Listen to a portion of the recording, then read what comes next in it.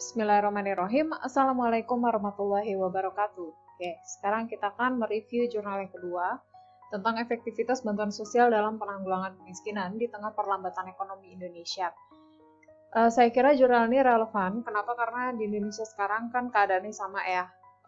Walaupun ini jurnal ditulis tahun 2017. Mana nih? Jurnal 2019.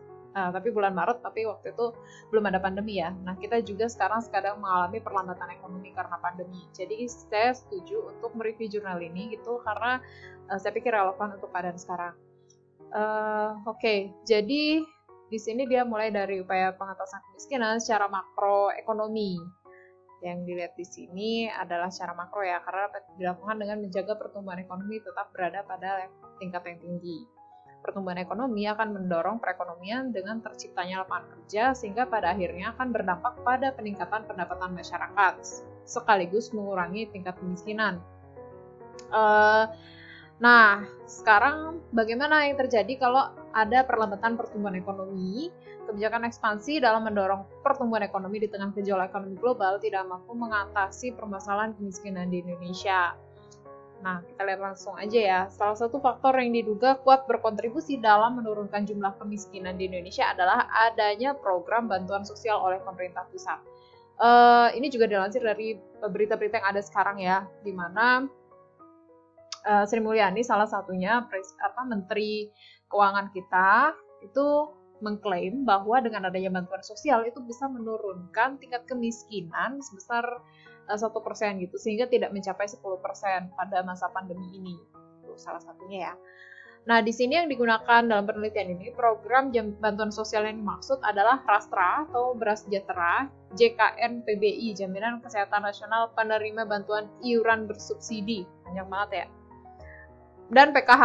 Nah, saya kira yang PKH ini udah cukup terkenal ya, yaitu program Keluarga Harapan, karena banyak banget sih yang menerima PKH itu. Program pertama yaitu Beras Sejahtera atau Rastra merupakan program perlindungan sosial kepada keluarga miskin yang ditunjukkan untuk melindungi kebutuhan pangan keluarga miskin. Kemudian JKN PBI itu ditunjukkan untuk kesehatan. Kemudian yang terakhir PKH itu dari awal tahun 2007 tidak hanya kebutuhan pangan tapi juga kesehatan dan pendidikan. Jadi PKH ini dia lebih komprehensif ya. PKH menjadi program pertama dan satu-satunya di Indonesia yang mengadopsi skema conditional cash transfer atau bantuan tunai bersyarat yang sebelumnya dianggap berhasil di negara-negara Amerika Latin. Program Rastra mencakup penduduk miskin hingga 70,4% dan rentan miskin 64,2%. Jadi ini cakupannya yang paling luas adalah Rastra ya. Jadi dengan pemberian beras atau bahan pangan secara langsung. Sedangkan untuk program PBI dan PKH, cakupannya tidak jauh berbeda, hanya mencakup penduduk miskin sebesar 30,4 dan 30,5%. Jadi untuk PBI 30,4 dan untuk PKH sebesar 30,5%. Tetapi untuk cakupan penduduk rentan miskin, program PBI lebih besar 25,2% dibandingkan cakupan program PKH yang hanya 12,6%. Itu cakupannya ya di Indonesia. Jadi yang paling banyak itu adalah program Rastra tadi, Beras Sejahtera. Bantuan sosial ditunjukkan tidak hanya untuk mengentaskan kemiskinan, tapi sebagai program jaminan perlindungan dalam upaya meminimalisir kerentanan ekonomi rumah tangga miskin. Nah, kalau kita lihat di sini dari anggaran yang dikeluarkan oleh Kementerian Keuangan untuk bantuan sosial itu dinominasi oleh Rastra. Jadi benar ya, sampai tadi cakupannya sebesar 70% untuk seluruh rakyat miskin. Faktor lain yang dapat mendorong penurunan jumlah penduduk miskin adalah penciptaan lapangan kerja, baik diciptakan sendiri atau bekerja sebagai buruh. Jadi di sini teman-teman kita untuk menghilangkan kemiskinan itu bukan hanya dengan bantuan sosial, tapi juga dengan pekerjaan, baik pekerjaan yang dia ciptakan sendiri ataupun dengan bekerja pada orang lain, dalam hal ini yaitu jadi buruh. Nah, penelitian ini bertujuan untuk menganalisis hubungan dan pengaruh bantuan sosial, pertumbuhan ekonomi, jumlah orang yang bekerja sendiri, bekerja sebagai buruh, dan hutang pemerintah. Ada hutang pemerintah ya. Oke, kita akan nanti lihat sebenarnya korelasinya apa sih kok hutang pemerintah itu bisa berpengaruh terhadap penduduk miskin di Indonesia. Di bawah sini ada pembahasannya sih. Jadi Di sini stressingnya adalah di tengah tren penurunan jumlah penduduk miskin, variabel yang menunjukkan peningkatan adalah jumlah orang bekerja sebagai buruh dan jumlah hutang pemerintah. Ternyata yang menunjukkan peningkatan adalah jumlah orang bekerja sebagai buruh dan jumlah hutang pemerintah. Kalau kita lihat di sini, di tengah perlambatan ekonomi yang melanda Indonesia, faktor pendorong lapangan pekerjaan bersumber dari pembiayaan utang pemerintah. Gitu. Jadi di sini bagaimana sih kok kita bisa meneliti apa relasinya antara hutang pemerintah dengan kemiskinan? Ternyata hutang pemerintah yang digunakan untuk membuka lapangan pekerjaan itu dapat menambah jumlah orang bekerja sehingga dapat menurunkan tingkat kemiskinan. Hal ini mengindikasikan bahwa pemerintah mampu mengoptimalkan kebijakan hutang secara produktif dan tepat sasaran. Laju jumlah orang yang bekerja cenderung menurun, disebabkan oleh perlambatan ekonomi Indonesia sebagai dampak dari krisis finansial global tahun 2007. Kemudian, di sini hal ini berkaitan dengan risiko usaha, di mana pilihan kerja sendiri memiliki risiko finansial yang cukup tinggi dibandingkan pilihan bekerja menjadi buruh gitu. Jadi ya memang iya sih kalau misalnya kita ngeliat ya di tengah ekonomi yang melambat, orang akan cenderung mikir lah mending saya kerja sama orang aja gitu. Yang itu walaupun cari kerja katanya susah, tapi kan kalau udah bekerja dia cenderung bertahan aja gitu ya walaupun dengan pendapatan minimum gitu, ketimbang orang yang buka usaha. Ini di tengah perlambatan ekonomi ya, artinya di tengah situasi ekonomi yang sangat tidak mendukung gitu, iklim ekonomi yang tidak mendukung. Dalam hal ini misalnya terjadi krisis atau terjadi pandemi seperti sekarang, orang cenderung malas lah buka usaha gitu kan, karena daya beli masyarakat juga belum tentu akan bagus gitu untuk mendukung keberlangsungan usaha tersebut. Nah, faktor yang memungkinkan terbukanya lapangan kerja di tengah perlambatan ekonomi adalah pembiayaan pembangunan melalui hutang pemerintah. Ketika terjadi perlambatan ekonomi, bukan cuma rumah tangga yang kesusahan, tapi pemerintah juga. Sehingga untuk memicu ekonomi itu diperlukan hutang gitu. Jadi wajar sih menurut saya kenapa kok pas pandemi ini pemerintah memutuskan untuk mengambil hutang luar negeri juga gitu. Karena ya tadi itu lesunya ekonomi kita. Oke, kalau kita lihat di sini langsung lihat hasilnya aja ya sebenarnya.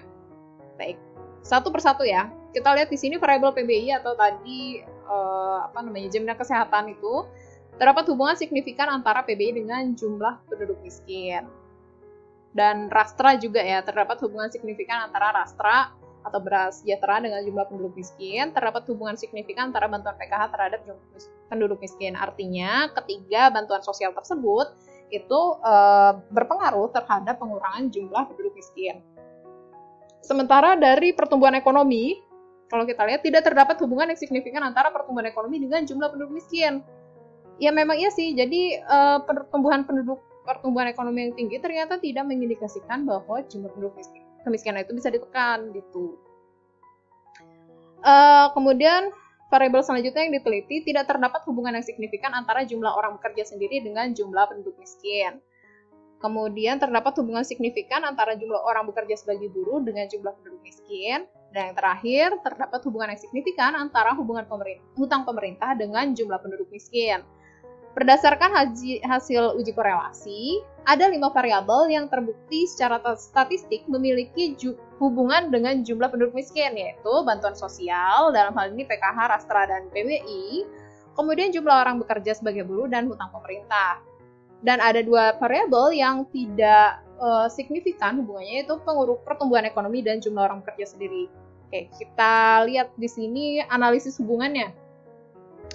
Artinya tadi ya, bantuan sosial dengan jumlah penduduk miskin menunjukkan pengaruh negatif. Artinya semakin tinggi anggaran pemerintah untuk bantuan sosial berdampak pada penurunan jumlah penduduk miskin. Tapi hubungannya berbeda-beda. Kalau program JKNPBI berpengaruh secara signifikan dalam menekan jumlah penduduk miskin di Indonesia. Begitu juga dengan program Rastra.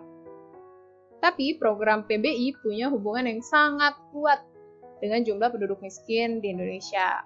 Artinya, program PBI menjangkau secara luas penduduk miskin dan rentan yang membutuhkan bantuan secara langsung, khususnya dalam bantuan kesehatan. Kemudian yang kedua adalah menganalisis jumlah orang bekerja sendiri terhadap jumlah penduduk miskin. Di sini bisa kita lihat bahwa tidak ada korelasi yang signifikan antara jumlah orang bekerja sendiri dengan jumlah penduduk miskin. Hal ini mengindikasikan pilihan rumah tangga miskin untuk keluar dari kemiskinan tidak mampu dengan upaya bekerja sendiri. Karena resiko ketidakpastian, tadi udah dibahas ya, berarti terbukti nih bahwa orang kalau dia miskin tapi kemudian dia ada kecenderungan untuk perlambatan ekonomi, maka orang akan males untuk bekerja sendiri atau buka usaha sendiri. Kemudian analisis jumlah orang bekerja sebagai buruh terhadap jumlah penduduk miskin. Kalau kita lihat di sini, upaya pemerintah dalam buka lapangan kerja melalui jenis pekerjaan buruh telah mampu menekan jumlah penduduk miskin di Indonesia. Nah, dengan adanya kepastian pendapatan yang diterima penduduk miskin setiap periode berdampak pada stabilitas keuangan rumah tangga. Jadi ya buruh itu kenapa sih mereka bertahan walaupun pendapatannya tidak banyak? Itu karena ada stabilitas keuangan rumah tangga gitu. Jadi nggak apa-apa lah, dikit-dikit yang penting bisa keluar dari kemiskinan gitu kan. Atau misalnya tadinya miskin, kemudian jadi rentan miskin gitu. Kemudian implementasi kebijakan bagi pemerintah yaitu kebijakan ekonomi yang mampu mendorong pembukaan lapangan kerja yang sesuai kemampuan dan keahlian dari penduduk miskin. Yang paling relevan adalah buruh karena tidak membutuhkan skill serta membuka peluang besar bagi terserapnya penduduk miskin di pasar tenaga kerja. Nah, penciptaan lapangan kerja ini dapat dilakukan melalui hutang luar negeri. Artinya, dalam upaya penanggulangan kemiskinan tidak hanya bersumber dari kebijakan bantuan sosial yang bersifat sementara, tapi perlu ada upaya dari masyarakat itu sendiri. Mereka ingin mengubah nasib. Yang terakhir adalah hubungan hutang pemerintah terhadap jumlah penduduk miskin. Ini hubungannya sangat kuat nih, terdapat hubungan yang kuat, bukan sangat kuat ya, tapi cukup kuat, di mana saat hutang pemerintah ditingkatkan dan dialokasikan untuk peningkatan anggaran dana bantuan sosial akan berdampak menurunkan jumlah penduduk miskin secara signifikan. Jadi kalau pemerintah hutang untuk bantuan sosial, maka itu dapat menurunkan jumlah penduduk miskin secara signifikan. Kemudian yang selanjutnya adalah pertumbuhan ekonomi. Semakin tinggi tingkat pertumbuhan ekonomi, mendorong peningkatan jumlah penduduk miskin gitu. Ini cukup menarik ya, karena selama ini kita selalu menggemborkan pertumbuhan ekonomi kita tinggi gitu kan, tapi ternyata dia nggak ngaruh juga terhadap kemiskinan di Indonesia. Ketidaksignifikan hubungan dan pengaruh pertumbuhan ekonomi terhadap jumlah penduduk miskin diakibatkan oleh laju peningkatan pertumbuhan ekonomi yang digunakan yang menunjukkan tren perlambatan ekonomi gitu. Menurut World Bank, dibutuhkan percepatan pertumbuhan ekonomi sebesar 8-9% per tahun selama 15 tahun. Baru itu pertumbuhan ekonomi itu bisa berpengaruh terhadap kemiskinan. Sementara di Indonesia itu masih di kisaran 5-5,5% per tahun. Dan ini tendensinya bakal menurun ya untuk kuartal 4 tahun ini. Oke. Ini udah saya highlight, nanti teman-teman sisanya bisa baca sendiri. Intinya di sini bisa kita lihat bahwa ternyata bantuan sosial dan upaya pemerintah untuk membuka lapangan pekerjaan ternyata sangat berpengaruh terhadap penurunan tingkat kemiskinan di Indonesia.